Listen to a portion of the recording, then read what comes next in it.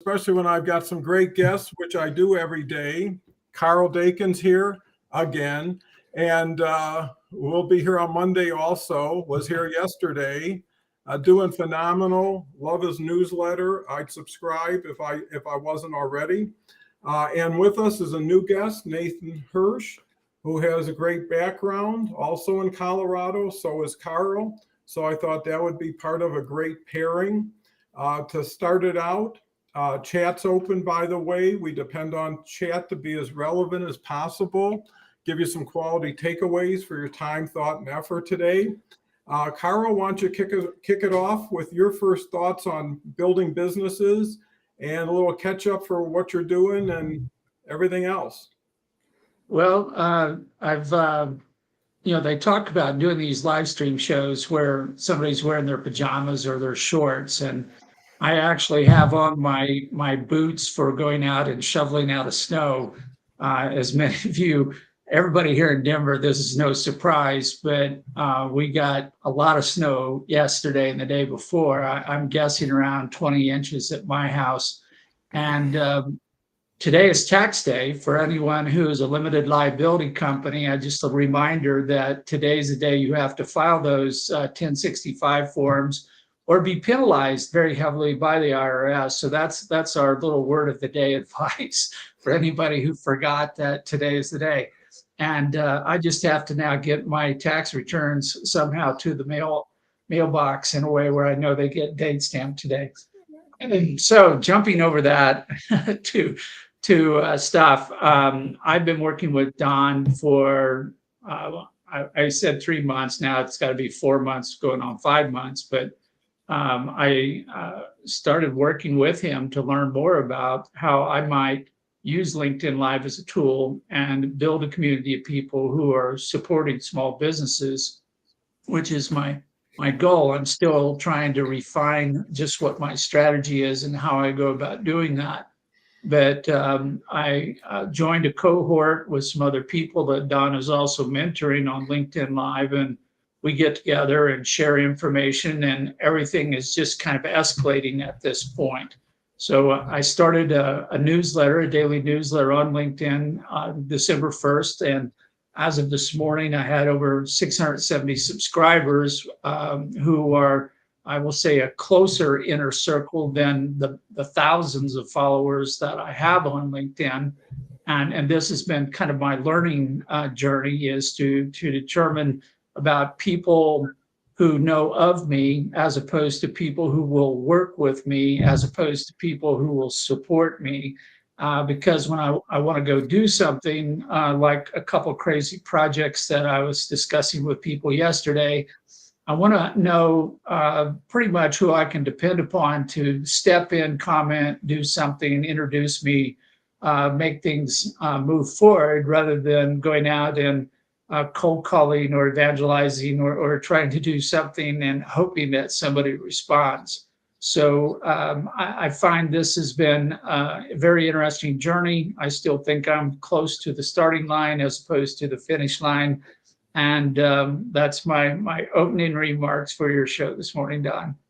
Well, those are great because I'm there with you and I'm seeing the progress. And we're really just leveraging off of live streaming and LinkedIn. So it's we're just taking advantage of something that most people don't know about, don't know how to do very well when they know about it, and can't stay consistent, and then collaborating to keep everybody's knowledge share up to date. So with that said, Nathan Hirsch is here. Nathan, first time. Why don't you share a little context on who you are, kind of what you do, and how does that apply to building businesses? Yeah, thanks for having me. This is fun. It's funny.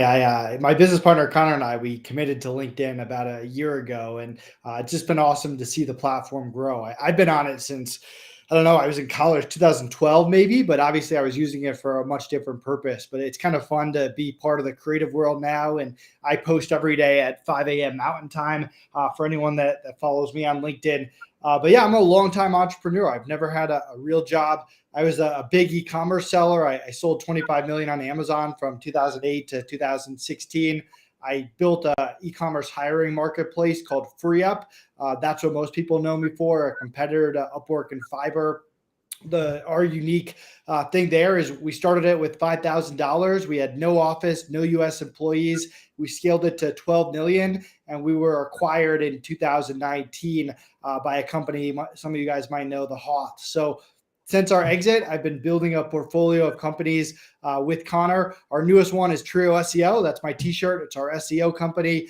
Steven Snyder is the CEO there, who runs operations. We have 2 bookkeeping brands, Ecom Balance and Accounts Balance. We have Outsource School that teaches people how to hire, and we just continue building boring businesses that help other entrepreneurs. And kind of like you, Carl, I just love building businesses. I always feel like I'm learning and trying something new, and it's a lot of fun.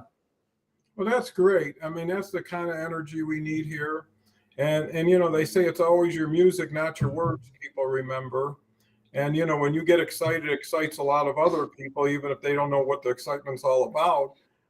And I think that's part of, you know, what I see in live streaming and LinkedIn is where art meets science, where if you can be creative in your thought process and be able to communicate in a clear, attractive way, you're going to continue to build on that. And then the key is what's your messaging, what's your target audience, and what's your strategy. Too many people just go to work, you know, and they do stuff and they do more stuff and they do better stuff, but they might be incongruent, or they may get their personal ideas in the way of what they strategically should be doing. So there's a tendency to do what you enjoy, be with people you have fun with, but you always got to keep pivoting because the landscape's changing and the people who are available are changing. And you know what I find? Too many people settle for small things and small people because it fits at that time, but it limits oneself going further. We've got our first comment. Abdul is here. I've never heard, or yeah, I think I might have seen you. It might have been a while. Hello. Thank you so much for joining today. So Carl, now that you know Nathan, and Nathan's story seems to kind of dovetail with a lot of what you do. I mean, you've been doing what you've been doing for a long time with a lot of companies. What advice can you have Nathan at his tender age and early experience? Well, I think I should reverse that. I should ask Nathan for advice rather than the other way around. Nathan has engaged in using the latest tools, opportunities, marketplaces to build and successfully exit a couple businesses, and clearly has his hand in several more. And I see that entrepreneurs too often are using what they did yesterday as too much of a guide on what they're going to do tomorrow. You have to look at what's changed, what's the new tools that are available, the new markets that are generated. And there's a crossover there because quite often with a new technology, a new innovation, it opens up its own series of opportunities all around it. And so it's always good to be on the hunt, to be looking for places where you can help. And even if you do know more, and I want to be careful how I say that, Don, but even if you do know more than teach people how to use LinkedIn, you are taking advantage of a technology, a new tool in the toolbox, and helping other entrepreneurs learn how to use it like me to advance our own businesses. And so being the, as we call it, the person who's out front, who's learning how to do something first, with all the slings and arrows that may accompany that, you're doing that, putting yourself in a position where you are in a superior knowledge position, a superior understanding of how to utilize that. And that represents its own opportunity. Whether you're selling a common product or a new product, it's still something new.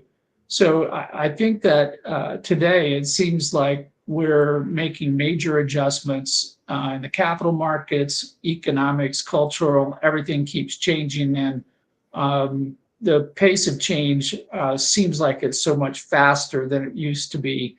I saw an article yesterday where they were talking to boomers like me about how much did you pay for your first house? And they're coming back, oh, about $35,000, and trying to, for a person who's just out of college today, trying to buy their first house and going, I can't afford this, and my student debt's killing me, and everything. It's such a change of behavior of markets and so forth. And having done this for over 40 years, the only thing you learn is that change is constant and it's difficult to keep up. And it's part of the reason why I reached out to Don for using LinkedIn Live was I didn't feel I had the time to invest to learn everything that Don knows. And at the end of the day, knowing now what Don knows, I don't want to know everything Don knows. I just want to know enough to help me do what I do in working with small businesses and raising funding. So, change, innovation are all there, but they're also linked with opportunity. Yeah, a lot of quality points you have there. And, what comes to mind is dynamic change, and it's happening with or without you. You don't have a choice whether it happens. You have a choice whether you stay with it. The other thing is everything ultimately is going to come down to time and cost efficiency for all parties involved, right? So more happening with less effort in less time will always win the day. How do you compress?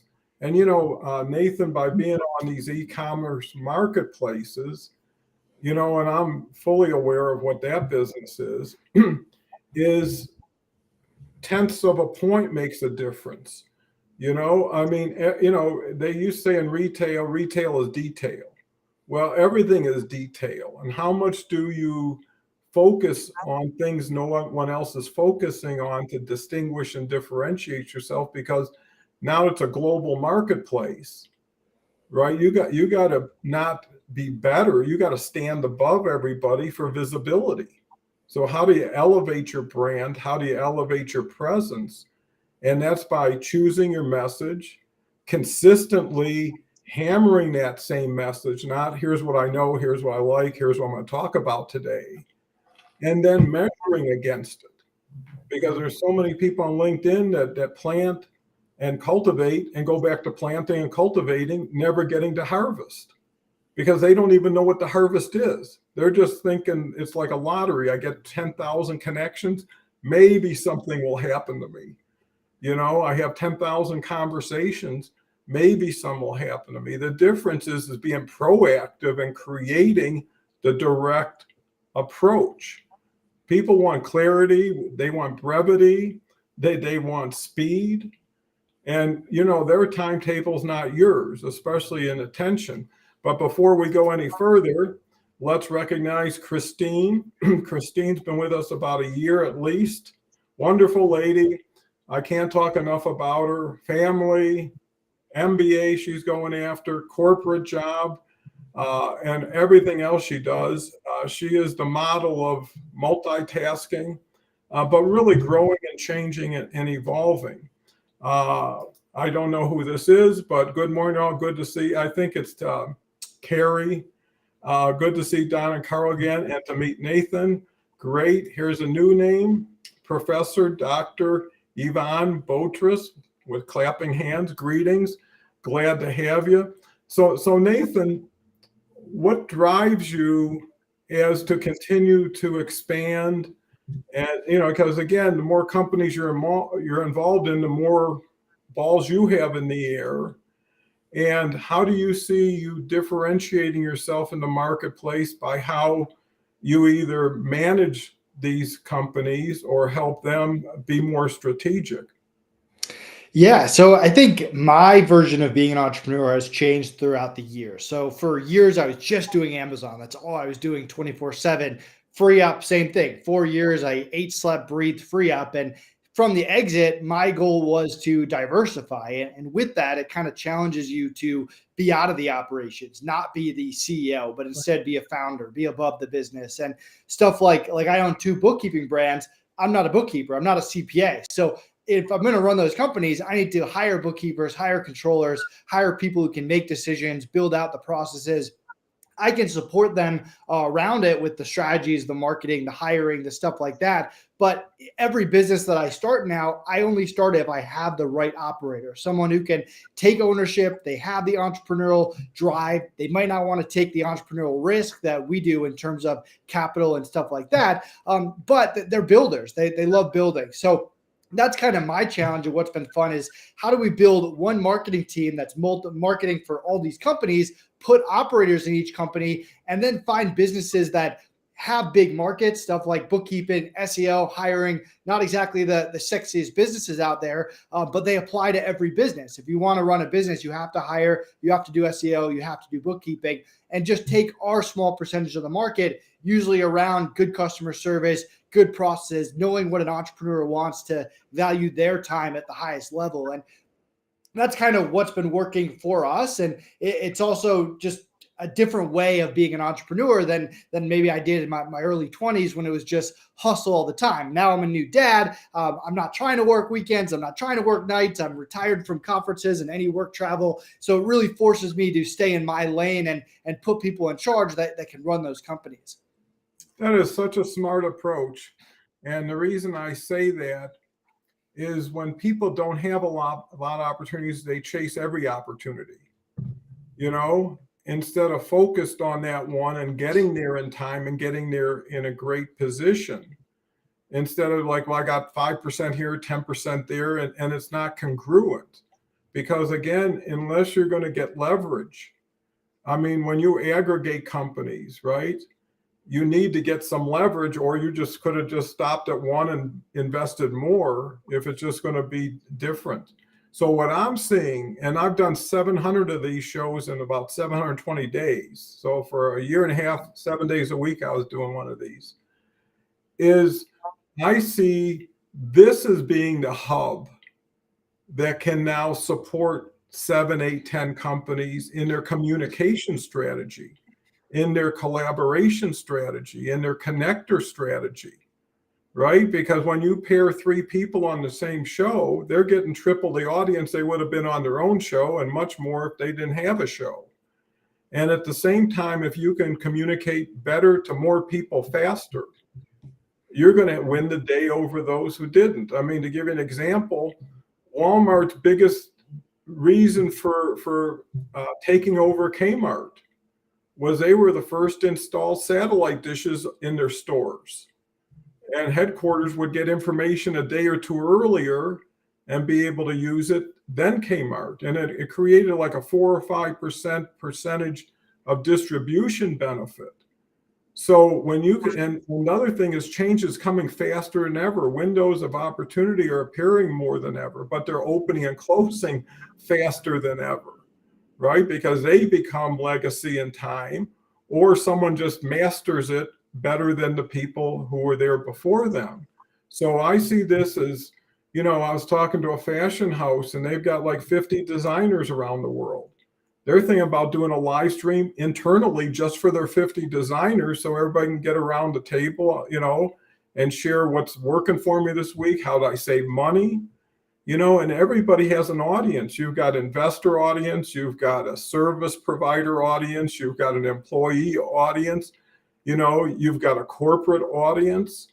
And why not have something that can get so many people more involved and build on what's already out there, right? You can buy companies, but you can strategically attach to companies in another way and expand your reach there. So anyway, Dennis is here.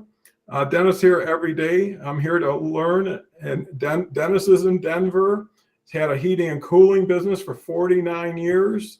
Wow. And it's just been great. And actually, I was so surprised when Dennis says he shoveled his own lawn yesterday or driveway, because it was heavy. Let me tell you. And the professor comes back with an appreciation. So getting back to Carl, with all the dynamic changes and being viewed kind of in most cases as old school on the surface. Or at least old. Yeah. How that's actually a bigger surprise when you come out of the gate and Carl's working on an avatar.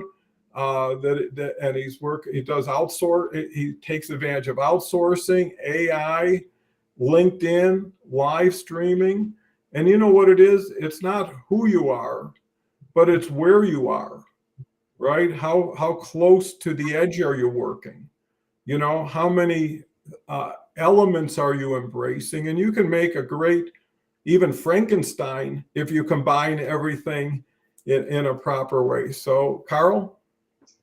Well, it's interesting because when people try to date me, like, when did you start business? I go, well, I started my career out of law school with the introduction of the first personal computer. It was a 16-bit, not K-bit, not gigabit, bit, 16-bit computer. And you had to program it yourself. There was no automation, no interface, so forth and so on.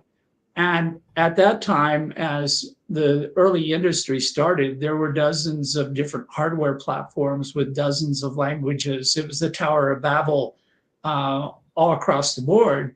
And you had to be constantly moving, shifting, trying to figure out, well, who's going to win the foot race? Who's going to end up being the dominant languages? Who's going to have the dominant hardware? And that battle goes on. You will see a shakeout in any industry anytime there's an introduction of new anything, where there may be hundreds and hundreds of people, like there are now, maybe tens of thousands, getting into artificial intelligence. And yet I know within 5 years, that's going to be decreased by 80, 90, 95%, because those who perform or compete well will outshine, outspeed everybody else. But we also had a phrase back then that still applies to today, that I want to be behind the bleeding edge, not in front of the bleeding edge. Because if you get too far out, here in Colorado, we call it being over the tips of your skis, then your weight gets ahead of you and you find yourself on the ground speeding down the slope upside down.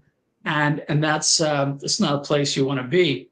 So it gets hard. It is a constant challenge to judge how advanced, how much technology can I put in today? How many new systems can I implement?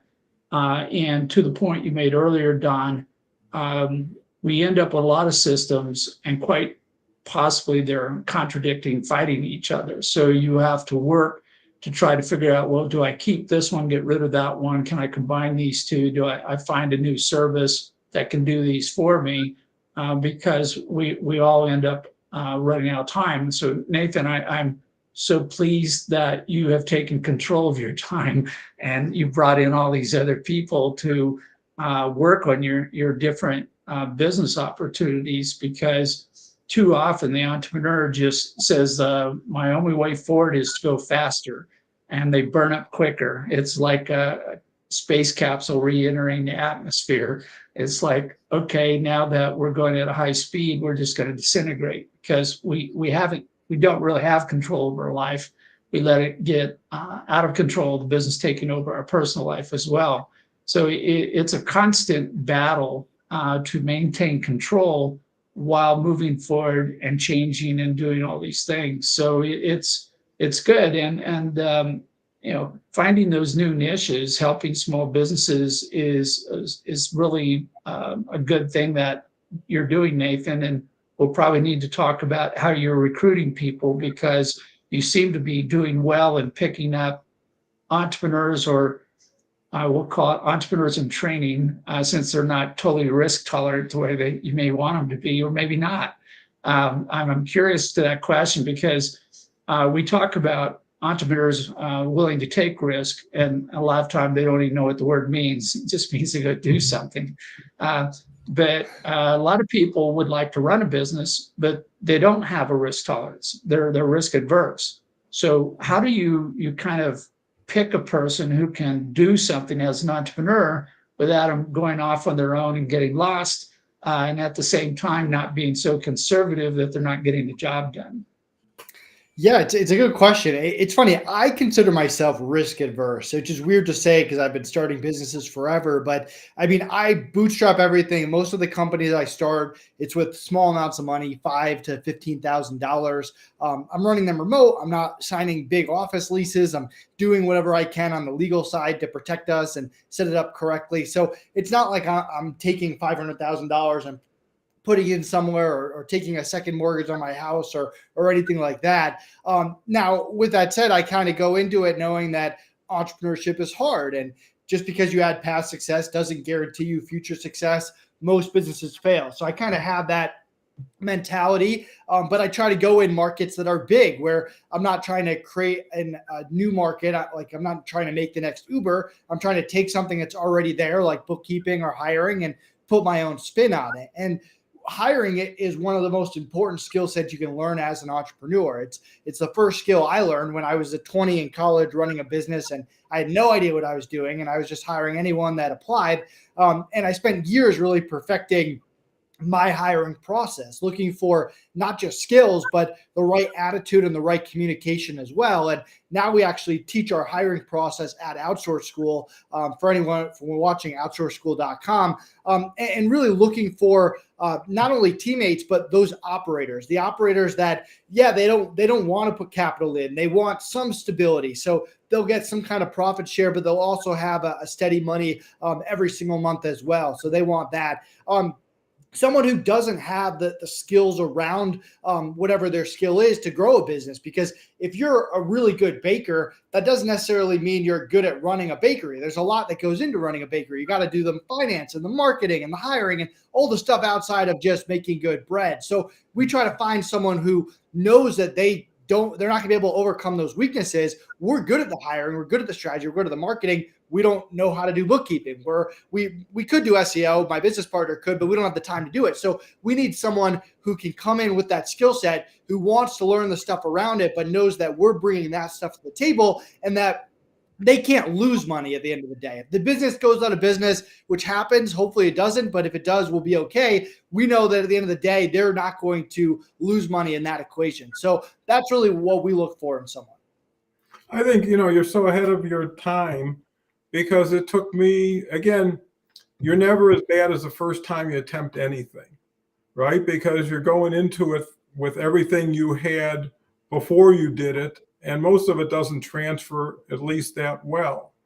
So, again, it comes down to communication. It's qualifying, interviewing, and are people teachable? Are people open to change? I mean, and that's really the key. And plus, how they address and promote themselves is where they're going to promote and address you, right? And it's mostly positive people that you try to go to, because they project on everybody around them. They say the most depressing thing is a soldier walking into the general's tent and having him have his head in his hands crying, right? I mean, so you got to be the cheerleader and be authentic. I mean, there's so many things that it's not absolute. It's all conditional. It's all relative.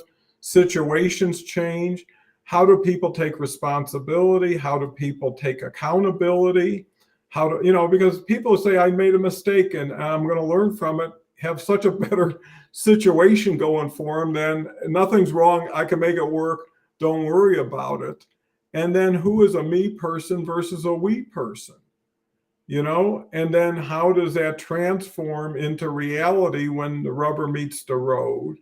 But I think constant communication, people hire people and then move on to the next hire, instead of, again, developing the person they're with, making them feel they have some ownership, even if it's sweat equity, and making things better for them, because if they don't have the risk tolerance and it's new to them, they need more to build them up than they're going to give. It's like yelling at a stove saying, give me fire, I'll give you wood. It works the other way around. We've got a new lady who I haven't seen, Shauna Wood Coleman. Good day, folks, and happy Friday. So happy to see you. You just never know. And, what's showing up on the screen is probably 15% of what's viewing the show. And then after the show's over, it ripples and extends forever. And especially like Carl paired his YouTube, his LinkedIn, and his Facebook. This is all live streaming on all those channels at the same time. And how can you get that much leverage against that much of an audience? And that's really where niches are riches, taking something like SEO and taking a part of SEO, maybe the best part, maybe the part you're most proficient at. And what we're doing here in Carl's case, it's something capital, I forget from day to day. I know Let me help you out here, Don. So the newsletter that I do daily, I call Instant Funding.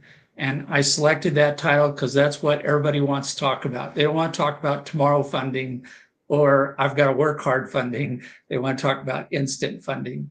And then I coupled that with my LinkedIn live show called Successful Funding. So we're kind of dealing or dancing between a theoretical goal and an actual goal. Between those two things, but it's all about funding, and funding is just another activity that a business can encounter. But it's similar to what Nathan's talking about. Most small businesses have no idea about funding, and worse yet, what they do know, they saw on Shark Tank or they saw at a pitch competition, which is actually so far from reality. It's hardly worth even commenting on. And today's article that I posted, I was talking about reality. I said, we can all hope that somebody, that we don't know hands us a check and it covers all the stuff that we want to spend money on. But it doesn't work that way. If you don't have a relationship, if they don't know you, don't trust you, there's no way to get from here to there. And then we have to remind ourselves that if this investor candidate is so smart that they're going to give me money, they probably already have invested all the money they have in other businesses. They've got their money at work, so they're out of money at the time that I talk to them. And then the most important part of this sometimes is reminding everybody that every small business is competing for funding with everyone, not just the other small businesses, but with their church, their local government, their spouse. Like you spent money on what? Kind of a question you get every now and then, and it's just hard to do that. But finding people who can be on your team, either in-house or outsource it, is still part of your team, and using them when you need them, as you need them, but looking for people who know what they do, know it well. And this is something that is particularly hard from startup to scaling, which I've been dealing with a lot recently, because again, the entrepreneur says, well, I did it once successfully, I can do it 2 times. And I go, okay, I'll agree with that. Then they go, I can do it 10,000 times. And then I start having issues. I go, are you really capable of doing this 10,000 times? Or do you need more people, more staff, more tools, more infrastructure? And this is where quite often the founder needs to step back and start finding an operational person or an operational team who has the skills, who may be not the person who opens the door, but certainly can close the sale and move the whole business forward. So I find to me, what we've been talking about is building communities at a much broader spectrum, but that community starts with your team. And team is defined as everybody on your staff, all your officers, all your board of directors, all of your board of advisors. This is your core who you work with day in and day out. And then from there, you expand into your community. Well, I think what this also brings is a individual voice that gets heard. I mean, to the point that in Nathan's case, he's diversified and everything else. But Nathan, I know you got to run off pretty quickly. Just want to kind of hear what other thoughts you might have that are pertinent and relative to what we're talking about. No, I mean, entrepreneurship is a game where you never really know whether something's going to work unless you try it. And it's a lot of trial and error. It's trying different things. Just because something works for someone else doesn't mean that it'll work for you. And yeah, I don't know. To me, you got to treat it like a game that you never really know the outcome. You're making the best decisions possible based on the information that you have. And if you continue to make good decisions over time, you'll have success, but you probably won't have success in the way that you think you'll have success. I mean, if you had told me 10, 15 years ago, I'd be selling baby products on Amazon or running a freelance marketplace or a bookkeeping business, I wouldn't believe you, but life has a funny way of leading you in different directions. Well, I think that's so smart because you don't know what you don't know. You always start out where you are and hope to get where you're going, and along the way, you learn, you meet new people, you see new opportunities, and all of a sudden you optimize it in that direction. So it's like a mountain. You don't go straight up. You get to a base camp, rest, figure out the next approach. And so how do you deal with patience, and perseverance? Yeah, it's a good question. I'm not a very patient person. That's probably my weakness. I always joke that my business partner is kind of my therapist and gets me to slow down. I'm always trying to go as fast as possible. And sometimes it's a good thing. Other times it's better to slow down and build out processes and not go full steam ahead. So I don't know if I'm the right person to ask for the solution there, but it's something that you have to balance as an entrepreneur because sometimes growing fast isn't necessarily the right way to go. Yeah, you're so right. And balance is so important. And like you say, putting family, I always put family first because I knew they were always going to be there, whether the business was or not. And that's a long-term investment. And I think, knowing it's a marathon and not a sprint, you got to keep yourself in shape. You got to take yourself out of the game and sit down for a while. I remember every vacation I took in the early days of my businesses is like I'd go to Florida for 3 days and everybody else would come back a week later because I didn't think the business could live without me.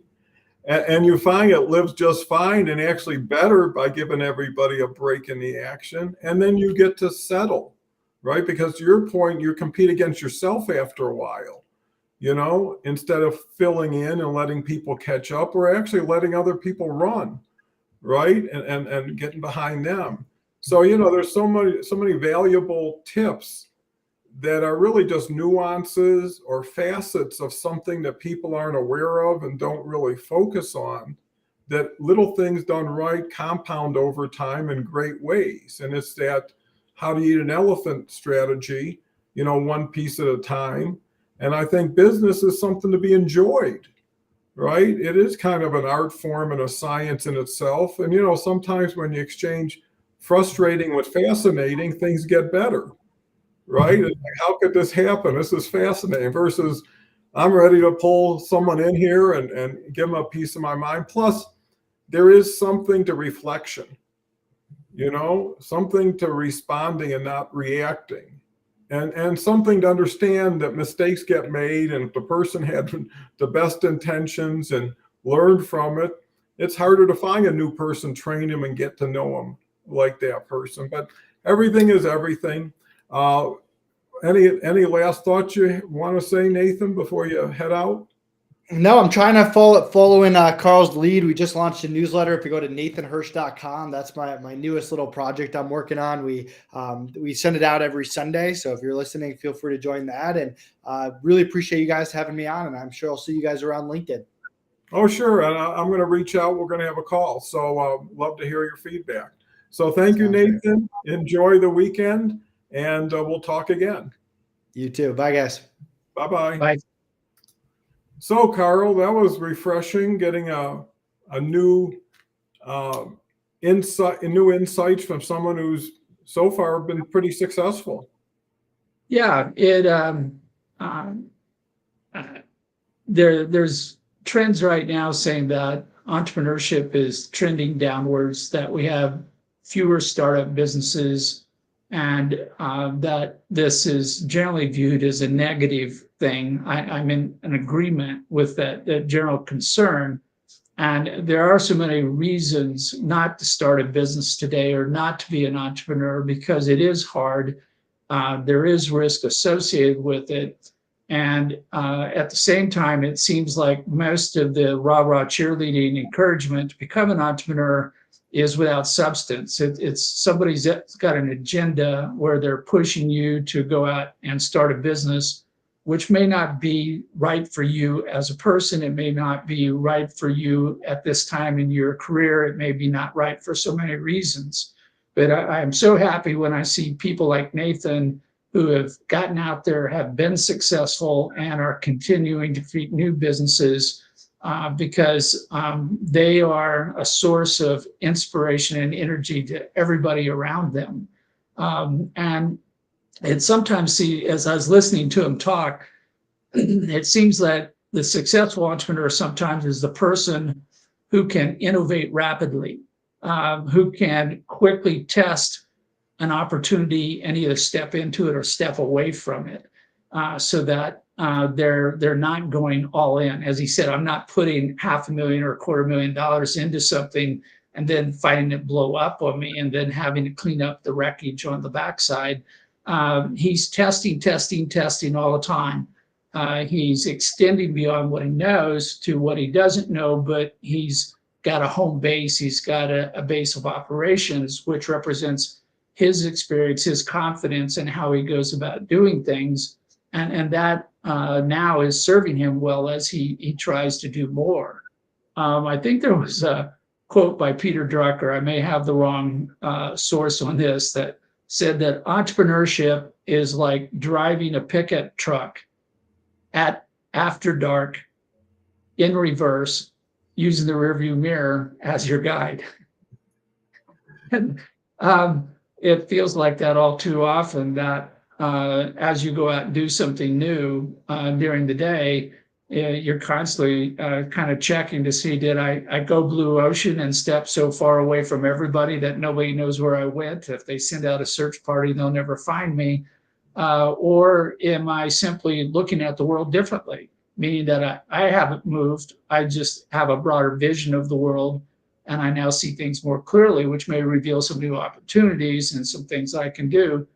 And at that point, I don't feel like I'm at risk. I'm doing things better and differently, but not in a risk fashion. So it's always interesting to get a bunch of high charged, I will call it constantly evolving entrepreneurs in a room. It creates its own synergy in a way that is, it's a good, feel good type of event. You're absolutely right, because when Nathan was talking, I was where Nathan was at one point, right?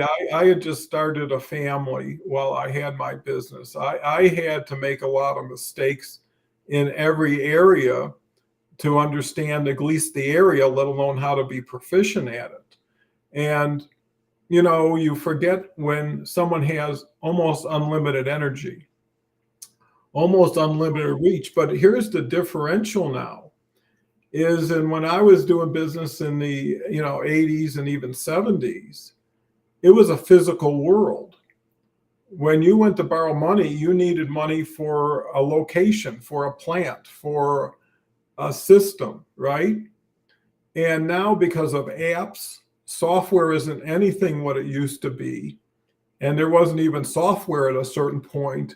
And you start to see that it's really people and it's strategies, and you don't have to have a 5-year plan. You just have a 6-month plan that if you're successful at it, now you figure out how to fund the next 6 months instead of cover all the bases. And now you've got a commitment for a lot of funding with a lot of people with expectation. And you can always speed up, but you can't always slow down, or you can always reinvest, but a lot of times you can't uninvest, and plus that gives you, like he says, a $10,000 or $15,000 investment is still nothing to sneeze at. If you make a mistake with a person, you're only out 10 or 15, and hopefully everybody learns something, everybody a little better for it, even if it's not what they expected, versus the big play, the massive infrastructure that's necessary. And the other thing is we are in a just-in-time pay-for-performance arena.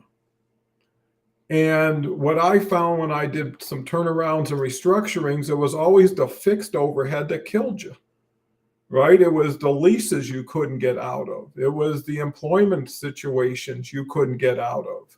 Or if you did, it would just, it was very sensitive.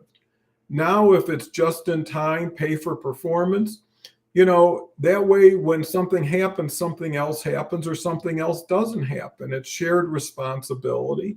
It's shared accountability. I mean, I used to have sales reps come in and say, this is going to be the best thing ever. You're going to make a fortune, right? And I would say, I'll tell you what, you guarantee the sale, pay the freight in and out, I'll give it a shot, right? If you're so confident and it looks like you're dancing all over the place, I'll do it. But if it don't work, it ain't on me, right? And at that point, was that person totally honest? And if it's a slam dunk, then we're never going to have another conversation about. We'll probably have a bigger conversation. And I think that's the key. Is everything is conversation. Everything is, I just heard what you said. Here's what it made me feel like. Here's what I think we can do with it. But here's the thing.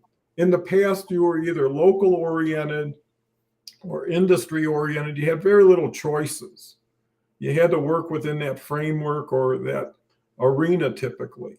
Now with live streaming, with LinkedIn, hey, anybody who's a fan of yours is an opportunity to be a partner of yours in some strategic way. It could be just someone who sends your message along and they're an influencer.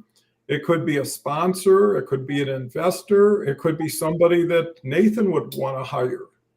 But knowing there's people like Nathan who are open to it separates Nathan when he leverages something like this versus same old, sharpen your pencil, do more faster.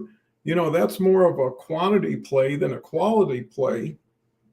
And I think that's where you're going to still invest the same time, maybe more, but now you're going to be on a road that nobody else is traveling on. And when I hear people like Nathan has these companies, well, each company should have a show.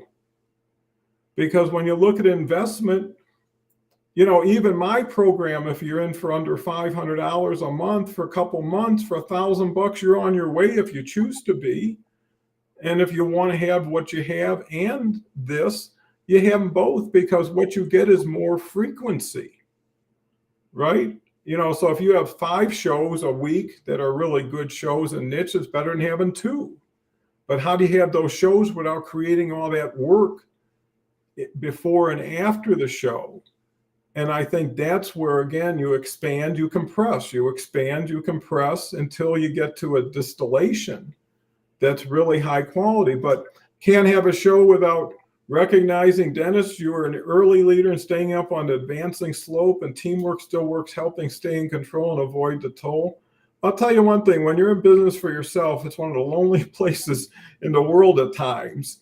When you're looking at the ceiling at 4 a.m, say you got to have a miracle in 3 hours when you go to a board meeting and you have yet to figure that out yet.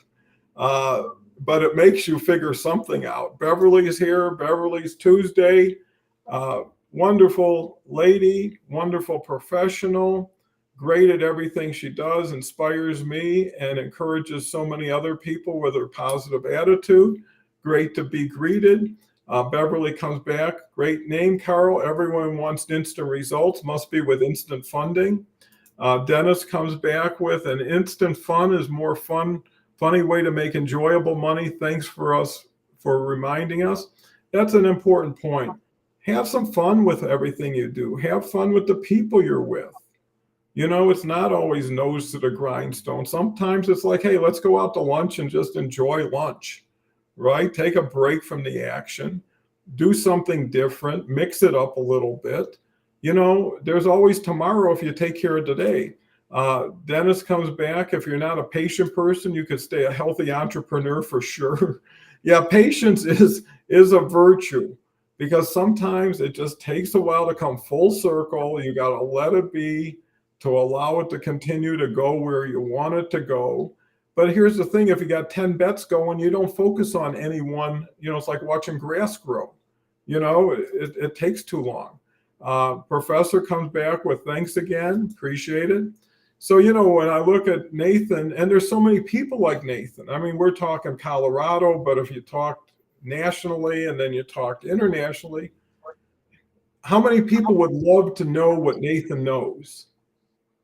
And I think that's where you expand, initially, and I was reading that Stephen Covey book again, and, there's dependence that can move to independence, but the ultimate goal is interdependence, right? Where now you got 6 people tied together on a common purpose, independent of each other, but justifiable for each other. And that's one more level of complexity. But again, once you achieve that level, you have a competitive distinction, because I know even with raising capital, there's always going to be, what's the risk factors, right? And you list them: political something, weather something. I mean, there's no end to what negative could happen, right? And I think, well, and you like to put it out there if it's there, because when it happens, like, well, we knew this could happen. Plus, full disclosure always goes a long way too. I think when you look at something that some people may think is stodgy, because when most people think of banking in their mind, it's just transactional, right? Borrowed money on a car, got a mortgage, needed a loan for school, whatever. And they don't understand how someone who is a specialist, just like a surgeon, is so much more valuable than somebody you just found in the yellow pages. And that's not even around anymore. Carl? Well, it's interesting as we talk about this. One of the first lessons I was told as a founder, a startup entrepreneur, was on the first day you start the company, on the second day you start searching for your replacement. And the general rule of thumb is go find somebody smarter than you are, which invariably translated somebody that's maybe a little more conservative, a little more risk adverse than you are. But in leading different teams on different projects, I find, one of the biggest challenges is communication. And I want every person on the team to understand where this opportunity is headed and what their role is. Like I call it a pickup game. Who's playing first base? Oh, we're not playing baseball. So here's the new game we're playing, and here's your position, and here's what you're doing. But I want to link what they're doing to the outcome, to the success of the organization. I want everybody to understand how we're all working together as a team in order to make something happen. And as we're in some ways, as an entrepreneur, you can outpace everybody in your company. You can run faster, leap high buildings, whatever it's going to be. But if you leave everybody behind, they don't know where you're going, what you're doing, how they're going to contribute to what you want to do, then you're all by yourself again. You just become the lonely person you don't want to be. You're the person who's worrying at 3 o'clock, 4 o'clock in the morning, going, how am I going to get this done? Instead of saying, no problem, my team and I will figure this out, and have the confidence that they're going to do that. What I find with LinkedIn is that in some ways, I'm working to build my own community of people who support businesses. That's my general thing, but more specifically, how we all work together to help a small business raise funding.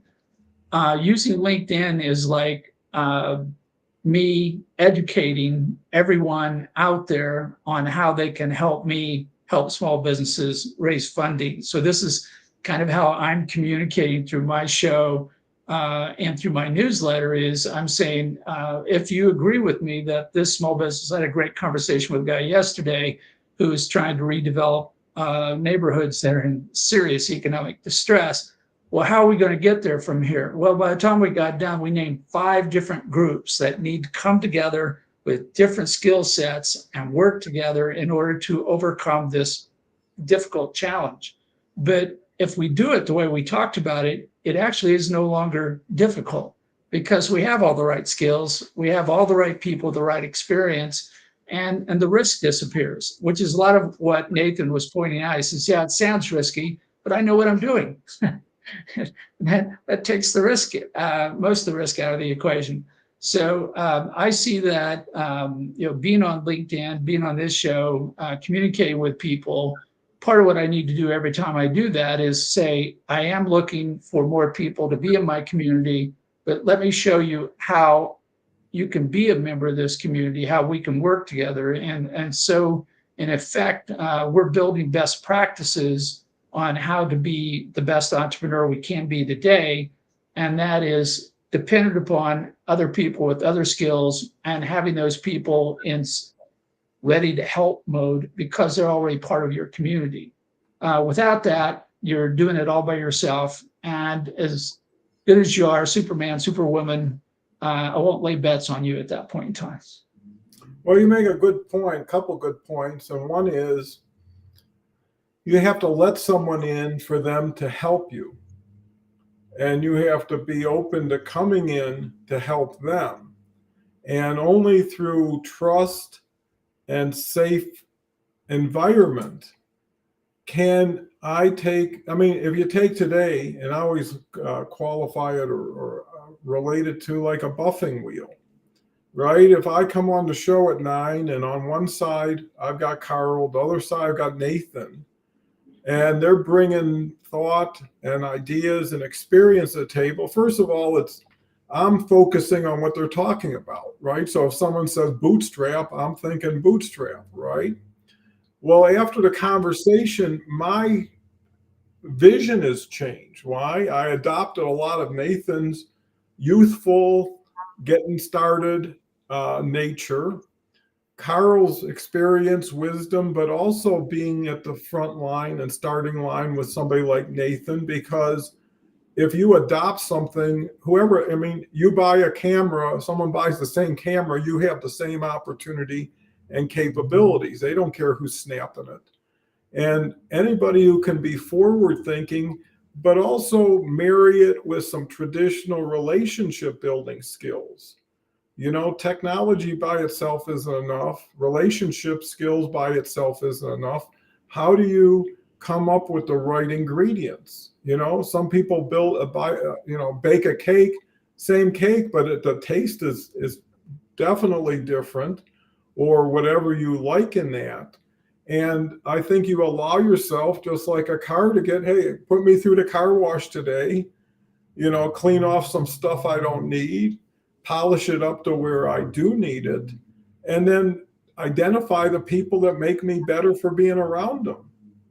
And at that point, you build a community within a community. So you have a supportive community, influential community, but then you've got an active working community where people want to get beyond just, yeah, I'll share your article, to let's have a call. The other thing is how many people like Nathan could come on a show like this? How many people, and Harvey Tuck has been the primary example of just working with the top franchise people in the world. He found a publication that identifies the 1,000 most influential people. This year he was on it, but isn't it easy to go through a list of 1,000 people, invite them onto your show, or invite them to be a viewer on your show, versus just throwing something out to 1 billion people? Hopefully it catches. And I mean, to me, it's one step a person could have taken to have more relevancy and value, versus, hey, I'll buy a ticket and hopefully it pays off. And I think that's where training, that's where strategy, because if nothing else, someone should have someone look at everything I've done to date, right? So if someone was able to go into an appraiser and just throw it on the table, say, here's everything I've done, here's why I'm doing it now, here's what I'm doing. And somebody with some keen eyes would just boom, just say, hey, this stuff isn't, if you're telling me you're going here, this won't get you there. If you're telling me you're spending this much time and you're getting this, it doesn't work. And you'll never do that, because it's just like, even in turnaround situations, the person who created trouble is the last person who's going to help you get out of it, right? Because in most cases, they don't want to admit it, and they want to make it work when it's already broken. And I think that's where a smart entrepreneur comes in, is you have to have a stopwatch. right? There's a point where, okay, we tried, it didn't work, we're not going to try it again that way.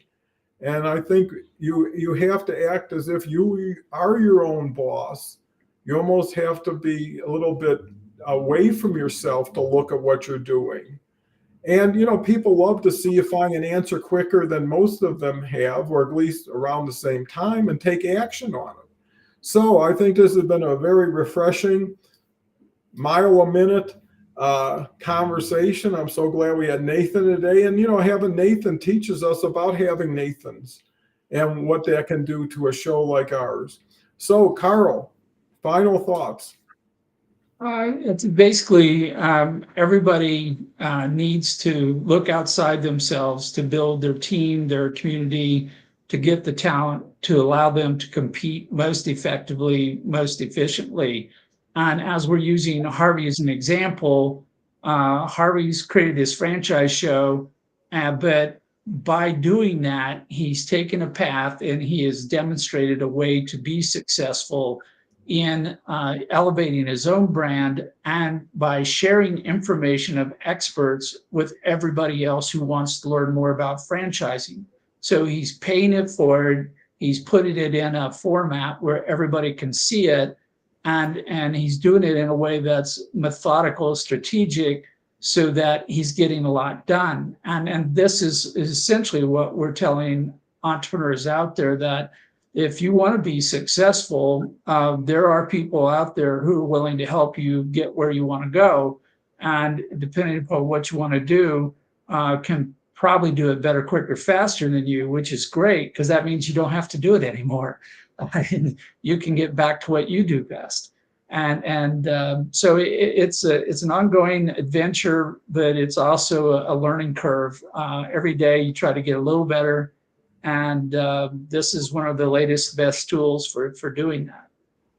Well, thank you, Carl. I mean, you bring so much, not only joy, but valuable information to everyone. Just want to recognize that Omar's here with Zoom Party. Thank you for being here. Dennis has a couple final comments. Agree, make a cake and learn and share your mistake. And also, great hour of learning power. Thanks, you bet. One last thing Dennis had to say: have a strong end, not just a weekend. And teamwork still works strongly, not wrongly. Couldn't agree more. Thank you all for showing up today, for participating, for learning together. It means so much. And we are trying to take the lessons we're sharing to heart and apply them here, right? How do we get better? How do we get more valuable? How do we, justify your time, thought, and effort?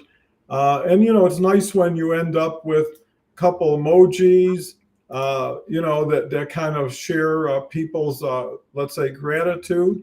So come back Monday. You'll see Carl again with Con. This is what they call a relay race we're on with Carl. Get everybody up to speed as fast as we can. And I do think this everyday thing really starts to take hold at a certain point, just like any practice. So again, thank you all. See you Monday if you can make it. We'll have Carl and Con. Everybody knows Con. And then Tuesday, we're coming back with Beverly, and it only gets better, or at least as good from there on. Take care.